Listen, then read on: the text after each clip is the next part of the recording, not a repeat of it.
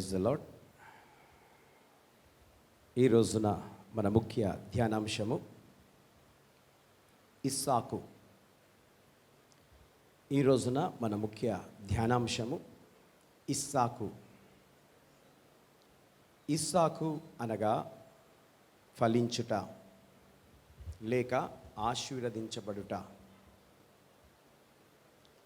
ఇస్సాకు ఎవరు అనంటే అబ్రహాం యొక్క కుమారుడు. దేవునికి స్తోత్రం కలుగును గాక. ఇస్సాకును దేవుడు ఎలా దీవించాడో దాని విషయమై మనము కొన్ని నిమిషాలు దేవుని వాక్యములు ధ్యానించుకుందాం. ఆది కాండము 26వ అధ్యాయము 12వ వచనం. Genesis 26th chapter 12th verse. ఇస్సాకు ఆ దేశమందున్న వాడై విత్తనము వేసి ఆ సంవత్సరము 100 ఫలము పొందెను. యెహోవా అతనిని ఆశీర్వదించెను గనక ఆ మనుష్యుడు గొప్పవాడాయెను. Praise the lord. దేవునికి స్తోత్రం. దేవుని బిడ్డలారా, ఒక వ్యక్తి ఆశీర్వదింపబడాలి, దీవించబడాలి అని అంటే దేవునికి మనము ఏ విధంగా ఉండాలో బైబిల్లో చాలా చక్కగా దేవుడు రాసి పెట్టాడు. పోయిన వారంలో 2 ఆశీర్వాదము గురించి మనము ధ్యానించాం, డబుల్ బ్లెస్సింగ్స్. ఈ రోజున ఇస్సాకును ఎలా ఫలించాడు దేవుడు, ఫలింపజేశాడు, దాని విషయమై ధ్యానిస్తున్నాం. ఇస్సాకు ఆ దేశమందున్నవాడై విత్తనము వేసి ఆ సంవత్సరము 100 ఫలము పొందెను. చూడండి, పొలములో విత్తనాలు వేశాడు. తనకు పొలం ఉంది, తాను విత్తనాలు వేశాడు పంట పండడానికి. అంతకుముందు సంవత్సరాలలో అంతగా ఫలించలేదు, కానీ తాను వేసిన సంవత్సరంలో మాత్రము 100 ఫలించాడు. దేవునికి స్తోత్రం. ఈ 100 ఫలము వలన ప్రజలందరూ గమనించవలసింది ఏంటంటే, యెహోవా అతనిని ఆశీర్వదించెను గనుక ఆ మనుష్యుడు గొప్పవాడాయెను. ఏ వ్యక్తినైనా దేవుడు దీవిస్తే ఆ వ్యక్తి ఏమవుతాడట? గొప్పవాడైతాడు. హల్లెలూయా. దేవుడు అతనిని దీవించాలి. ఇస్సాకును దేవుడు దీవించాడు. అతడేమైపోయాడు? గొప్పవాడయ్యాడు. దేవునికి స్తోత్రం. దేవుని బిడ్డలారా, చాలామందిమైన మనము గొప్పవారిమి కావాలని ప్రార్థన చేస్తాం. మొట్టమొదటి ప్రార్థన మనది ఏంటంటే, ప్రభువా నన్ను దీవించు, నన్ను ఆశీర్వదించు. ఎవరికైనా బాగలిగితే ప్రభువా వారిని బాగు చేయి కదండి. మనము ప్రార్థన ఈ విధంగా ఉంటుంది. కాబట్టి దేవుడు మరి మనము దేని విషయమై ప్రార్థిస్తే దానికి ప్రతిఫలాన్ని ఇవ్వాలి. ఇక్కడ ఇస్సాకు దేని విషయమై ప్రార్థించుండొచ్చు? ప్రభువా, నేను పొలంలో విత్తనాలు వేశాను, నా పొలము బాగా పండాలి. హల్లెలూయా. దాని విషయమై తాను ప్రార్థన చేస్తున్నాడు. ఆ సంవత్సరంలో తను 100 ఫలించినట్లు బైబిల్ గ్రంథంలో వ్రాయబడి ఉన్నది. సరే, మనము ఇంకా కొన్ని వాక్యాల చేత మనము ఏ విధంగా ఫలించాలో దాని విషయమై మనము ధ్యానిద్దాం. Mark 4th chapter 20th verse. మంచి నేలన విత్తిన వారెవరనగా వాక్యము విని దానిని అంగీకరించి 30 60 100 ఫలించువారని చెప్పెను. దేవునికి స్తోత్రం. దేవుని బిడ్డలారా, మంచి నేలన విత్తనములు వేసిన వారెవరనగా, చూడండి, పొలము దున్నిన తర్వాత విత్తనాలు వేస్తూ ఉంటారు. దున్నక ముందు వేస్తారా? దున్నక ముందు వేస్తే ఏమవుతుంది? ఫలించదు. దున్నితే అవి లోతుగా విత్తనాలు వేయబడతాయి. అప్పుడే అది ఫలిస్తుంది. ఒక్కటేసారి దున్నరు, చాలాసార్లు దున్నుతారు. ఆ విత్తనము వేయగానే అదేమవుతుందంట, మంచి నేలగా తీర్చబడుతుంది. దాని మీద గీతలు వస్తాయి. దాన్ని దున్నుతూ ఉంటే గీతలు వస్తాయి. అనగా వాళ్ళు వేసినప్పుడు ఇక్కడ చెట్టుకు అక్కడ చెట్టుకు ఎలాంటి వేర్లు తగలవు, వరుసలో అవి పెరుగుతూ ఉంటాయి. కాబట్టి మంచి నేలన విత్తిన వారెవరనగా, అంటే ఇక్కడ దేవుడు మనుషులతో మాట్లాడుతున్నాడు. మంచి నేలన విత్తబడిన వారెవరనగా, చూడండి ఇక్కడ దేవుడు మనందరితో మాట్లాడుతున్నాడు.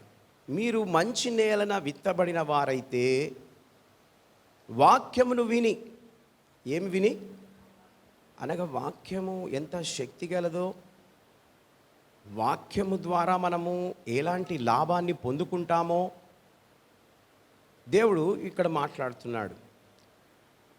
వాక్యము వినేటప్పుడు మనం ఇటు అటు చూడొద్దు.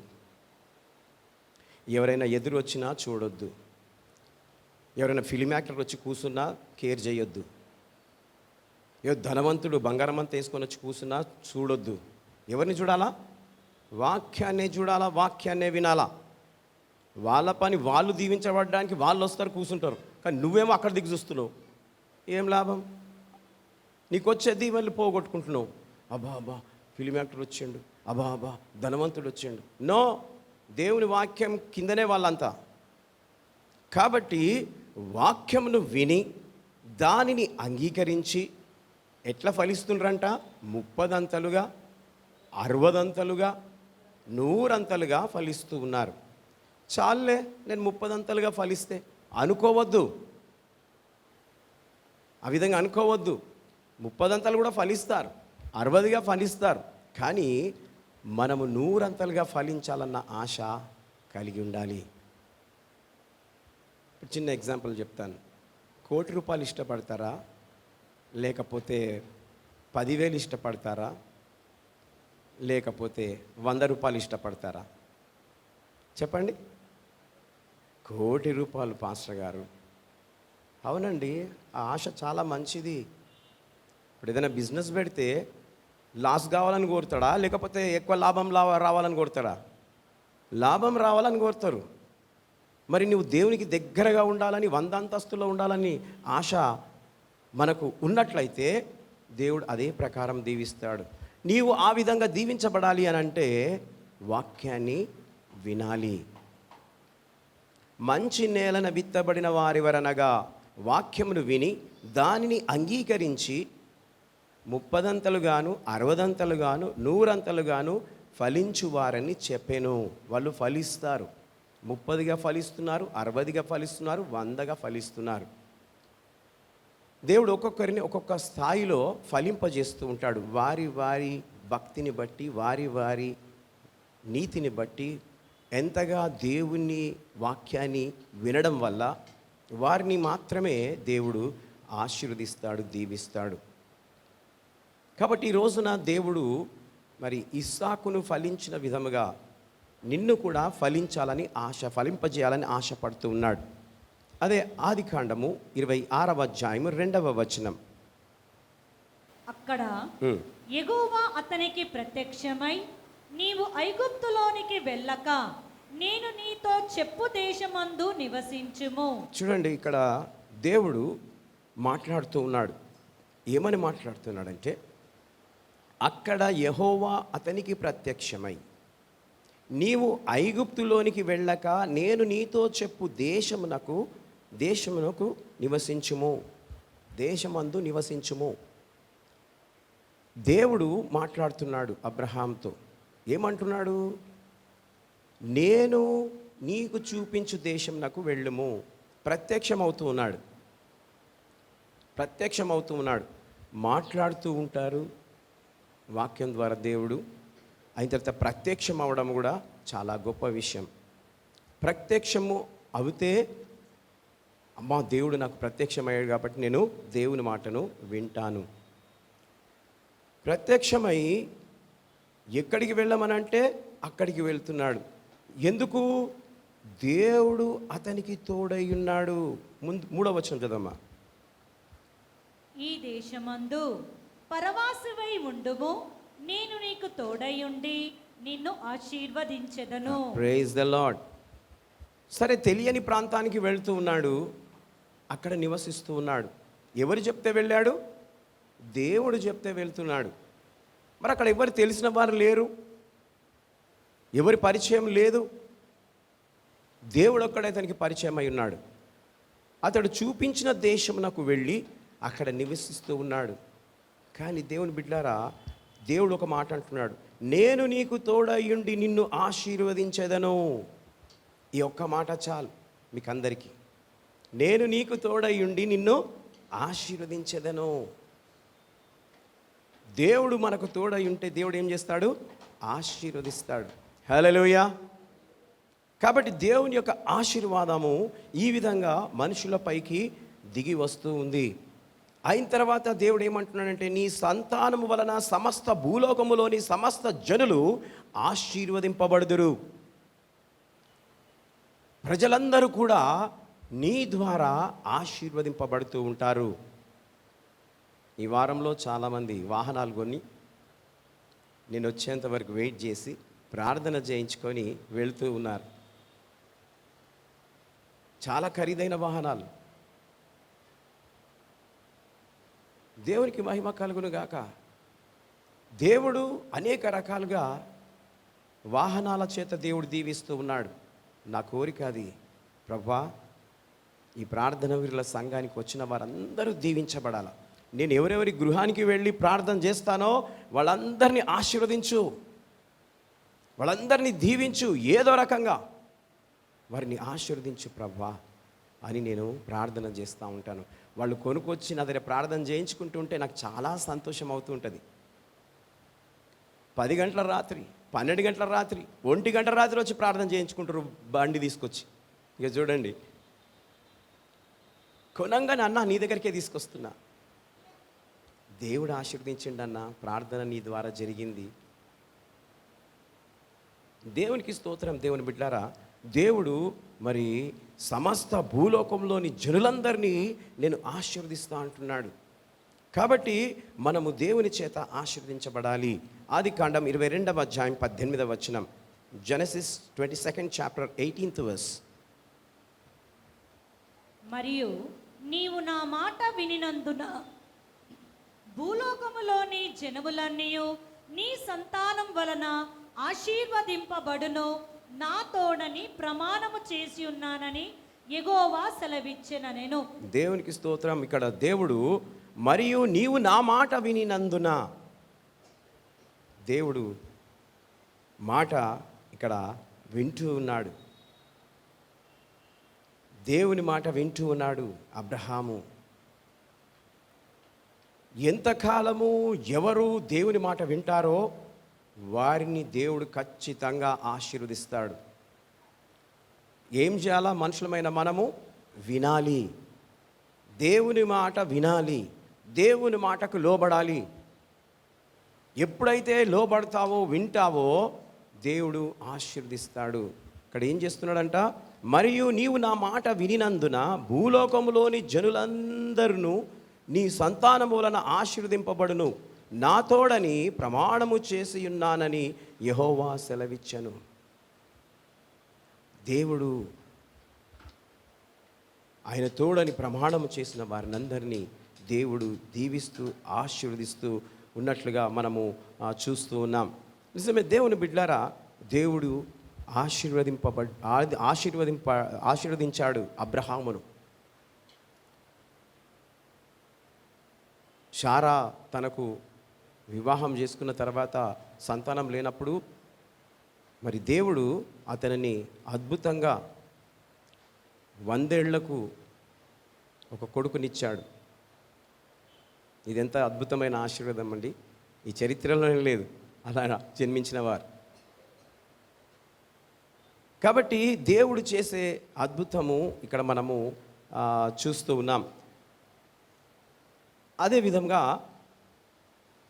కీర్తనల గ్రంథం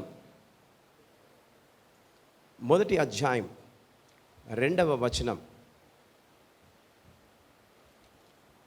యెహోవా ధర్మశాస్త్రమునందు ఆనందించుచు దీవారాత్రము దానిని ధ్యానించువాడు ధన్యుడు. యెహోవా ధర్మశాస్త్రమునందు ఆనందించుచు దివారాత్రములు దానిని ధ్యానించువాడు ధన్యుడు. చూడండి, మనుషులమైన మనము దేవుడు ఈ మాటలు మనకు సెలవిస్తూ ఉన్నాడు. యెహోవా ధర్మశాస్త్రం నందు ఆనందించుచు. మనము లోకవాటి కొరకు మనం ఆనందిస్తూ ఉంటాం, కానీ ధర్మశాస్త్రం అనగా బైబిల్ గ్రంథం, దీనిలో మనము ఆనందించము. ఎంతగా మనము ధర్మశాస్త్రం నందు ధ్యానించుచు ఆనందిస్తామో వాళ్ళు ధన్యులు అని వాక్యం చెప్తా ఉంది. అది కాకుండా 3వ వచనం, అతడు నీటి కాలువల యోరున నాటబడినదై ఆకు వాడక తన కాలమందు ఫలమిచ్చు చెట్టు వలె ఉండును, అతడు చేయునదంతయు సఫలమగును. ప్రైజ్ ద లార్డ్, హల్లెలూయా. చూడండి ఎంత చక్కటి మాట దేవుడు మాట్లాడుతున్నాడు. అతడు నీటి కాలువన యోరను నాటబడినదై ఆకు వాడక తన కాలమందు ఫలమిచ్చు చెట్టు వలె నుండును, అతడు చేయునదంతయు సఫలమగును. ఒక సేవకుడు తను చేసే పని సఫలము కావాలి అని అంటే అతడు దేవుని యొక్క కాలువ, నీటి కాలువ యోరను నాటబడాలి. చెట్టు నీటి కాలువ ప్రక్కన ఉంటే అది వాడిపోదు, దానికి ఎవరు నీరు పోసే అవసరం కూడా లేదు. అదే మనం ఇంట్లో చెట్టు పెట్టుకుంటే ఏం పోయాలా? నీళ్లు పోయాలా, లేకపోతే అది ఏమవుతుంది? వాడిపోతుంది. కానీ చెట్టే నీటి దగ్గర ఉన్నదనుకో వాడదు. హల్లెలూయా. కాబట్టి ఒక నీతిమంతుడే కానీ, ఒక విశ్వాసే కానీ, ఒక సేవకుడే కానీ తను అవ్వాలి అనంటే అతడు ఎల్లప్పుడూ దేవుని వాక్యమందు, ప్రార్థన యందు ఎడతెగక ఉంటే అతడు సఫలమవుతాడు. హల్లెలూయా. వర్ధిల్లుతాడు, దేవుడు ఆశీర్వదిస్తాడు. కాబట్టి దేవుని బిడ్డారా, ఈరోజు ఇస్సాకు విషయమై మనము ధ్యానిస్తూ మరి ఆయనను దేవుడు ఏ విధంగా ఆశీర్వదించాడో, ఏ విధంగా ఫలింపజేశాడో దానిని మనము దేవుని వాక్య రూపంలో మనం వింటున్నాం. అదే ఆదికాండం 24వ అధ్యాయం 63వ వచనం. సాయంకాలమున ఇసాకు పొలములో ధ్యానింప బయలువెళ్ళి కన్నులెత్తి చూచినప్పుడు ఒంటెలు వచ్చుచుండెను. చాలమ్మా. సాయంకాలము ఇస్సాకు పొలములో ధ్యానింప బయలు వెళ్ళి. చూడండి, ఇస్సాకు ఏం చేస్తున్నాడు? ధ్యానించడానికి సాయంకాలమున తను బయటికి వెళ్ళాడట. ఎవరిని ధ్యానించడానికి? దేవుణ్ణి ధ్యానించడానికి. హల్లెలూయా. దేవుణ్ణి ధ్యానించడానికి ఇస్సాకు బయటికి వెళ్ళాడు. కన్నులెత్తి చూచినప్పుడు ఒంటెలు వచ్చుచుండెను. సరే, అక్కడ మోకాళ్ళ మీద ఉన్నాడు, ప్రార్థన చేస్తున్నాడు. కళ్ళెత్తి చూశాడు. చూసేసరికి ఒంటెలు వస్తూ ఉన్నాయి. అప్పుడు ఇస్సాకు యవనుడు, పెళ్ళి కాలేదు, పెళ్ళి ఇంకా కాలేదు, దేవుని ధ్యానిస్తున్నాడు. తండ్రి ఏమో పెళ్ళి గురించి ఆలోచిస్తున్నాడు. నా కొడుకు పెళ్ళి చేయాలి అని తండ్రి ఆలోచన చేస్తున్నాడు. కానీ కుమారుడేమో ప్రార్థన చేస్తున్నాడు. హల్లెలూయా. ప్రార్థన చేస్తున్నాడు. దేవునికి మహిమ కలుగును గాక. ఆ ధ్యానములో దేవుడు రెబ్కాను చూయిస్తూ ఉన్నాడు. చదవమ్మా. రెబ్కా కన్నులెత్తి ఇసాకును చూచి ఒంటె మీద నుండి దిగి మనల్ని ఎదుర్కొనుటకు పొలములో నడుచుచున్న ఆ మనుషుడెవరని దాసునడగగా ఇతడు నా యజమానుడని చెప్పెను గనక ఆమె ముసుగు వేసుకొనెను. Praise the lord.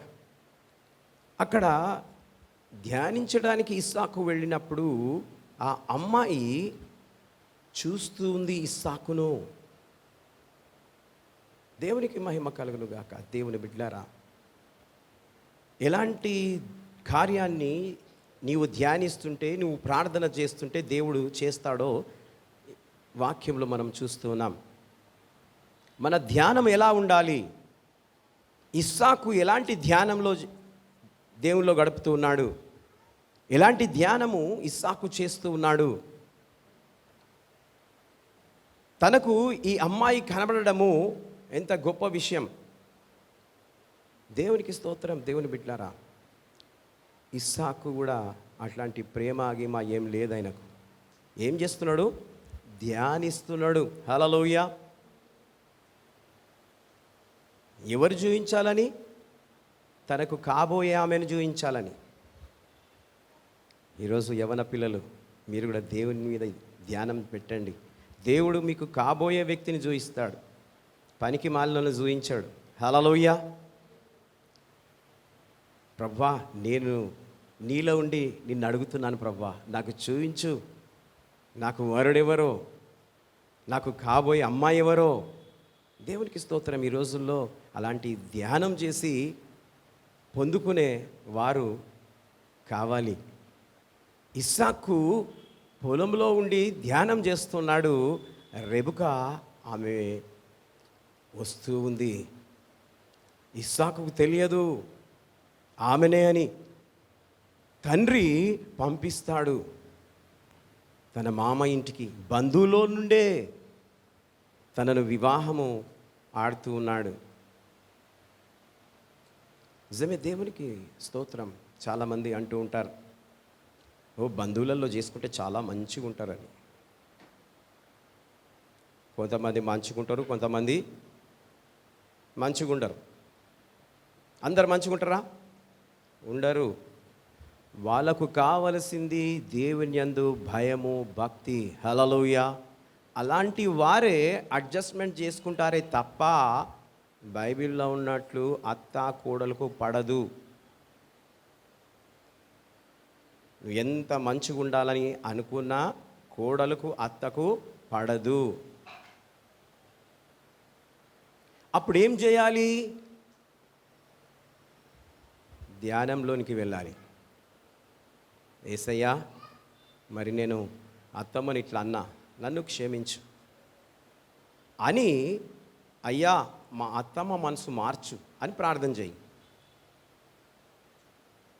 అత్తగా ఉన్నవారు అత్త కూడా అట్లనే ప్రార్థన చేయాల. నా కోడలు మనసును మార్చు, నాతో మంచిగా మాట్లాడేటట్టు చేయి. ఆటోమేటిక్ దేవుడు చేస్తాడు. హల్లెలూయా. దేవుడు ఒక్కడే చేస్తాడు. ఎప్పుడు నీవు దేవునిలో ఉంటే దేవుడు ప్రతిదీ చేయగలడు. హల్లెలూయా. చాలామంది, నేను చాలా స్టోరీస్ విన్నాను మన దగ్గరనే. ఎట్లెట్లా అత్తలు, ఎట్లెట్లా కోడలు మాట్లాడతారు, నాకు వచ్చి ఎట్లా చెప్పుకుంటారు, ఎంత చెడుగా చెప్తారు. దేవునికి స్తోత్రం. నేను ప్రార్థన చేస్తూ ఉంటా. హల్లెలూయా. అత్తకు తెలియదు, నా కోడలకు తెలియదు నేను చేసే ప్రార్థన. ఆటోమేటిక్ మార్చేస్తాడు, ఆటోమేటిక్ ప్రేమను పుట్టించేస్తాడు. ఇది దేవుడు చేసే కార్యం. హల్లెలూయా. ఎవరైనా అలాంటి సమస్యలతో ఉన్నారా?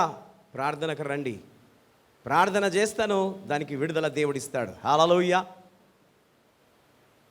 అది అత్త ప్రార్థనలు ఉండాలా, కోడలు ప్రార్థనలు ఉండాలా. ఇద్దరు సరిగా ప్రార్థన లేకపోతే ఎప్పుడు జగడం మానదు. ఎందుకంటే దేవుని మీద నమ్మకం పెడితే దేవుడే అద్భుతాన్ని చేస్తాడు. కనుక దేవునికి స్తోత్రం. ఇక్కడ ఇస్సాకుకు రెబ్కా కనబడుతుంది. రెబ్కా ఇస్సాకును ఒంటల మీద నుండి చూసింది. ఆమె ముసుగు వేసుకోలేదు కాబట్టి చూడగలిగింది. ముసుగు వేసుకుంటే చూడకపోయేది. ఎప్పుడైతే అతడే నీ వరుడు, నా యజమానుని కుమారుడు అని చెప్పిండో ఆమె దిగి ముసుగు వేసుకున్నది. ఆ విధంగా ఇస్సాకు వివాహము రెబ్కాతో అయింది. అప్పుడు చాలా వయసు కూడా చాలా పెద్దదే. అయినా ఎవరిని పడితే వారిని ప్రేమించలేదు, ఎవరిని పడితే వాళ్ళ దగ్గరికి పోలేదు. కనుక దేవుని మీద ఆధారపడ్డ వారిని దేవుడు అద్భుతంగా వారి పట్ల ఉండి కార్యాన్ని చేస్తాడు. కొలస్సీలకు రాసిన పత్రిక 3వ అధ్యాయం 2వ వచనం. కొలస్సియన్స్ 3rd chapter 2nd verse. పైనున్న వాటి మీదనే గాని భూ సంబంధమైన వాటి మీద మనసు పెట్టకొనుకుడి. Praise the lord.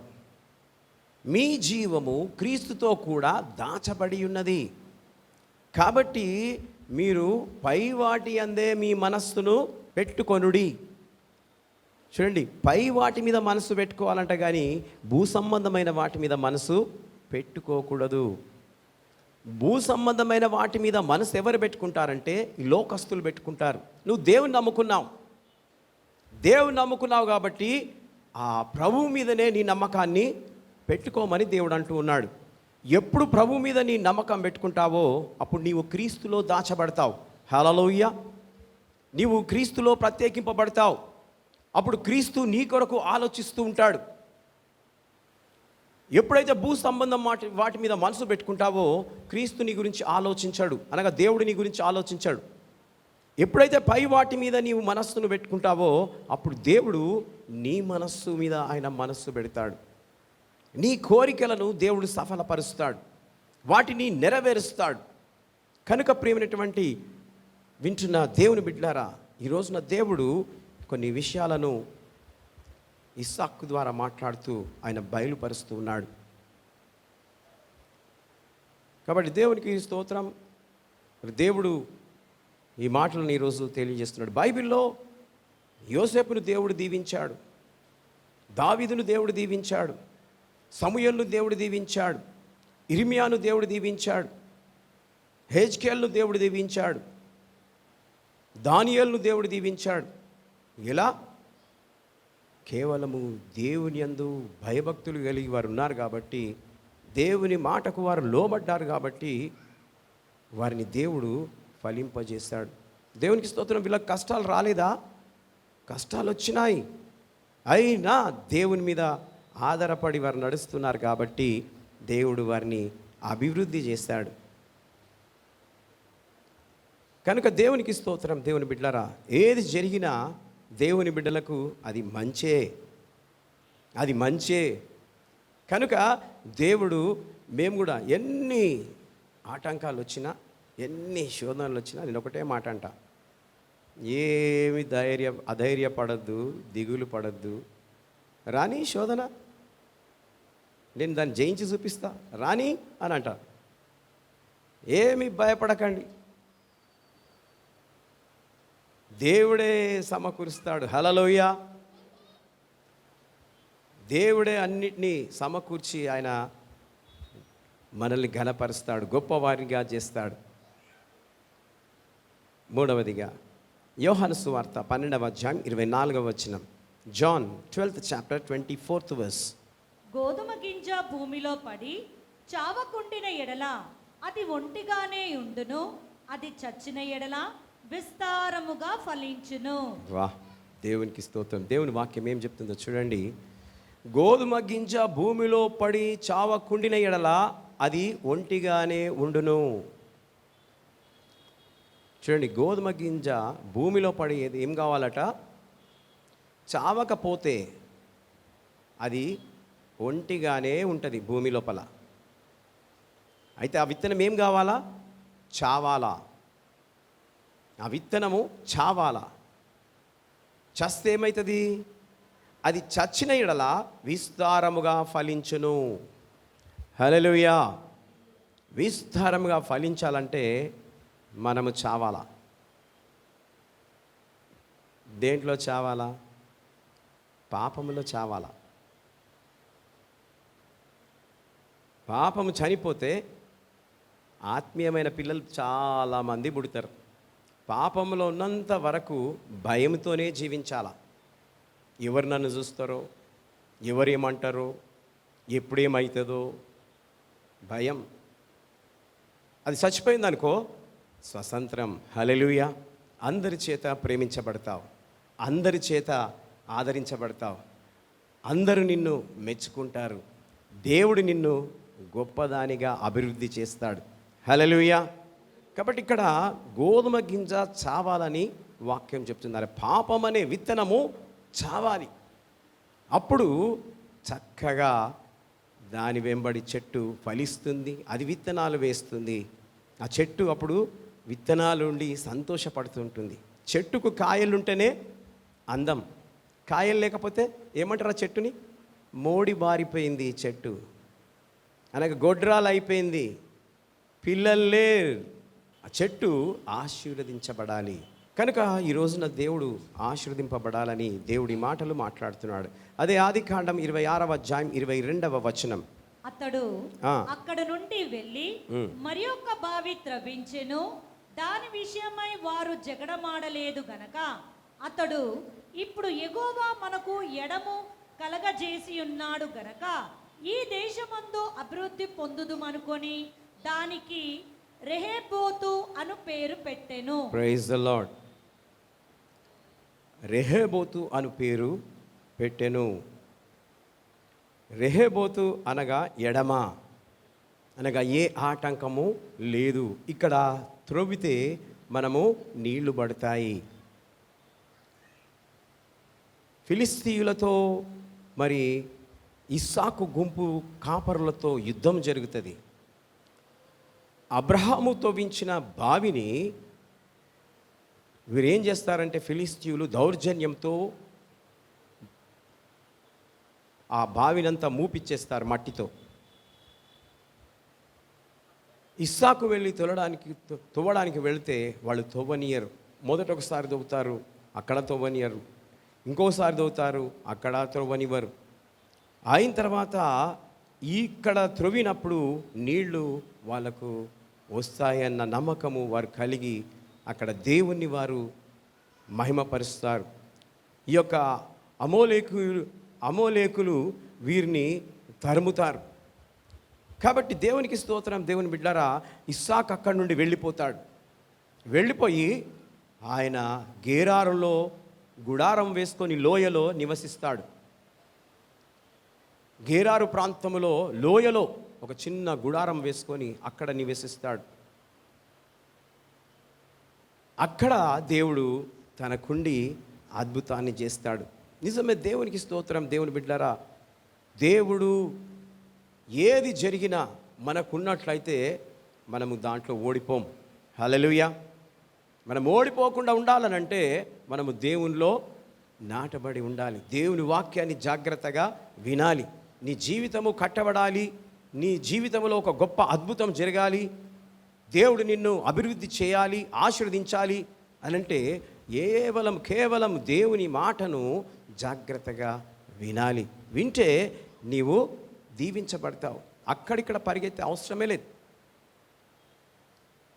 దేవుడు నన్ను దీవించాలి, ఆశీర్వదించాలని మనము దేవునిలో సరిగ్గా ఉంటే దేవుడు ఖచ్చితంగా నీ ఉన్న స్థలంలో దేవుడు నిన్ను ఆశీర్వదిస్తాడు. 4వది 15వ వచనం చూడము ఒకసారి. అతని తండ్రి అయిన అబ్రహాము దినములలో అతని తండ్రి దాసులు త్రవ్విన బావులన్నిటినీ ఫిలిష్తీయులు మన్ను పోసి పూడ్చివేసిరి. చూడండి, మన్ను పోసి పూడ్చివేసినట్లుగా వాక్యంలో చూస్తున్నాం. తండ్రి అయిన అబ్రహాం ఆ దినాలలో త్రవ్విన బావులను, మంచి ఊట ఉన్న వాటినంతా మూసివేశారు. అంటే వాళ్ళకి నీళ్లు త్రాగనీయకుండా చేసి వారిని తరిమేశారు. నేను కూడా చాలా ఇండ్లకు వెళ్ళి ప్రార్థన చేస్తూ ఉంటే చాలామంది అపార్ట్మెంట్స్ వాళ్ళు అంటున్నారు, పాస్టర్ గారు మాకు నీళ్లు, బోరింగ్ నీళ్లు రావడం లేదు, చాలా ఇబ్బంది అవుతుంది. అవునండి, ఒక్కొక్కసారి అట్లా వచ్చేస్తుంది ఆపద. మంచిగా బ్రతికిన వాళ్ళకు కూడా ఇలాంటి ఆపద రాక తప్పదు. అయినా ప్రభువును మనము వెంబడిస్తూ, ప్రభువును చూస్తూ మనం ఉన్నట్లయితే ప్రభు అద్భుత కార్యాన్ని నీ జీవితంలో చేస్తాడు. 4వది కీర్తనల గ్రంథం 126వ అధ్యాయం 5వ వచనం. Psalms 126 5th verse. కన్నీళ్లు విడుచుచు విత్తువారు సంతోషగానముతో పంట కోసెదరు. Praise the lord. కన్నీళ్లు విడుచుచు విత్తువాడు సంతోషగానముతో పంట కోసెదరు. దేవునికి స్తోత్రం. మరి పొలాలలో విత్తనాలు వేసినప్పుడు వాళ్ళు వర్షం కొరకు ఎదురు చూస్తూ ఉంటారు. వర్షం రావాలి, వర్షం రావాలి అని. వర్షం రాకపోతే ఏమవుతుందమ్మా? వాళ్ళు వేసిన విత్తనాలు ఫలించవు. ఒకవేళ వర్షం రాలే, నీళ్లు లేవు, ఏం చేస్తారంట? వాళ్ళు కన్నీరు విడుస్తారంట. మనమైతే ఇక్కడ రేషన్ కొనుక్కుంటున్నాము, లేకపోతే బియ్యం సంచి తెచ్చేసుకుంటాము ఇంట్లల్లో. వాళ్ళ కష్టం తెలుసా మనకు? వాళ్ళు ఏడ్చింది తెలుసా? తెలియదు మనకు. డబ్బులు ఇచ్చేస్తాం, 1000 రూపాయలు 2000 తీసుకొచ్చుకొని ఇంట్లో పెట్టుకొని మంచిగా వండుకొని తింటాం.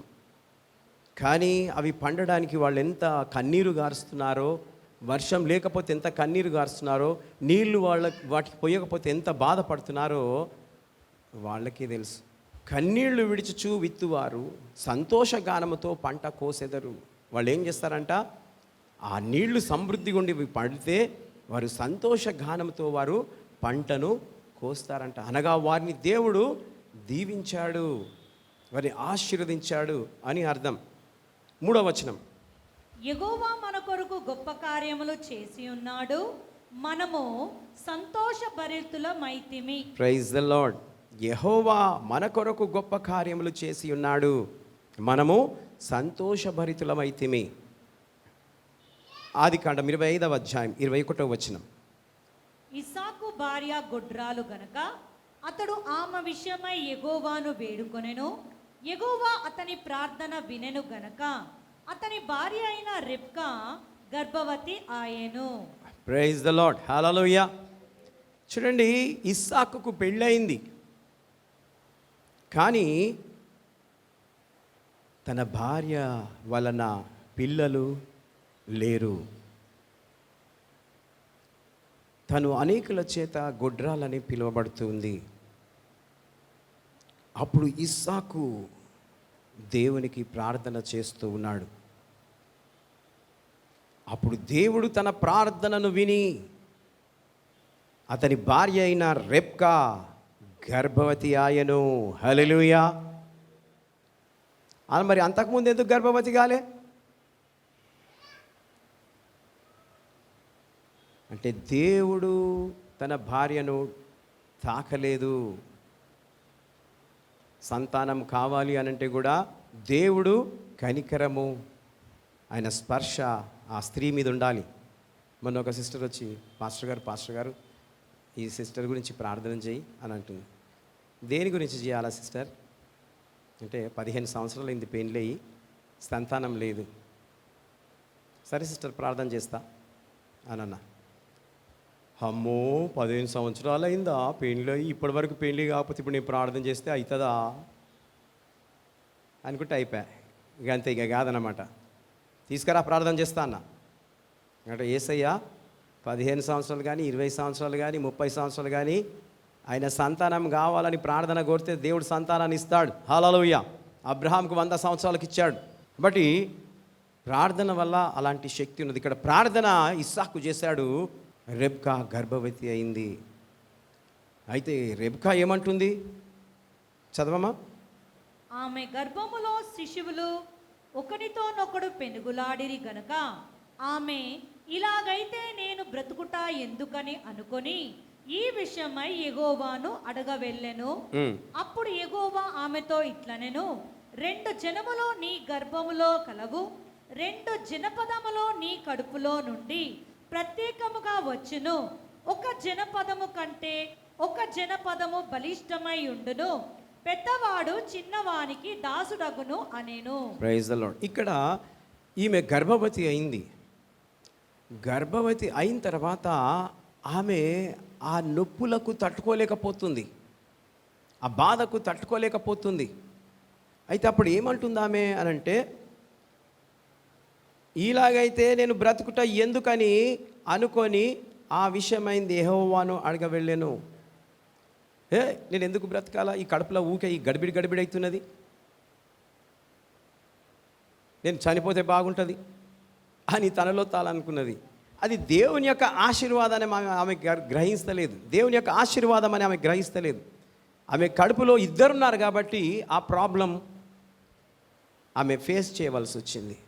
ఆ గర్భంలో 2 ఉన్నారు కాబట్టి ఒక్కరుంటేనే తట్టుకోలేరు, 2 ఉంటే ఇంకెంత ప్రాబ్లం ఉంటుందండి. మన చర్చిలో దగ్గర దగ్గర ఒక 3 ఫ్యామిలీస్ 4 ఫ్యామిలీస్ ఉన్నారు, కవల పిల్లలు పుట్టిన వాళ్ళు.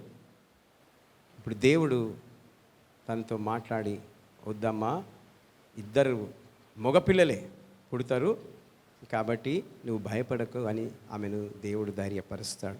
కనుక దేవుని బిడ్డలారా, దేవుడు ఇస్సాకును ఏ విధంగా మరి ఆయన ఆశీర్వదించాడో ఆయనను వాక్యం చూస్తున్నాం. ఇస్సాకు ఎప్పుడు చేసుకున్నాడో తెలుసా? పెళ్ళి 40 ఇయర్స్కి. చాలామంది ఏమనుకుంటారు, బాబు 16 దాటాక ఇక పెళ్లి సంబంధాలు చూడాలా, 17 అమ్మో వచ్చేసింది పెళ్లి సంబంధాలు చూడాలా, 18 అమ్మో పెరుగుతుంది, అమ్మో 20 వచ్చేసింది. దేవునికి స్తోత్రం.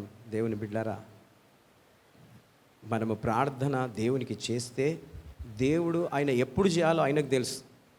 ఆయన ఆటోమేటిక్ కార్యాన్ని చేస్తాడు. కాబట్టి మనం దేవుని మీద ఆధారపడాలని ఈ రోజున ఈ మాటలు మీకు తెలియజేస్తూ ఉన్నాను. దేవుడు ఇస్సాకును ఎలా ఫలించాడో అలా మిమ్మల్ందరినీ కూడా ఫలించాలని ఈ మాటలు చెప్తూ ముగిస్తున్నాను. దేవుడు ఈ మాటలు దీవించి ఆశీర్వదించును గాక. May God bless you.